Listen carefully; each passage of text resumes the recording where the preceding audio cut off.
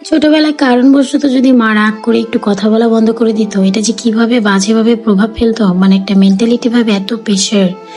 আসলে একটা সন্তানের জন্য সবচাইতে কষ্টদায়ক এবং যন্ত্রণাদায়ক যখন তার মা কথা বলা বন্ধ করে দেয়। মা যখন কথা বলা একদম নন স্টপ অফ করে দিত, তখন আমি পাগলের মতো হয়ে যেতাম। মা কেন কথা বলছে না, আমি কি বড় অপরাধ করেছি?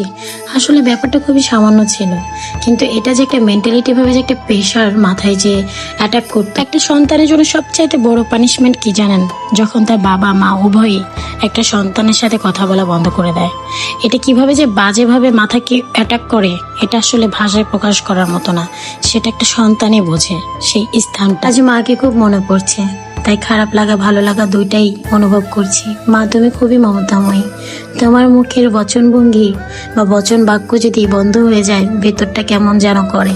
ভালোবাসি তোমায় অনেক মা।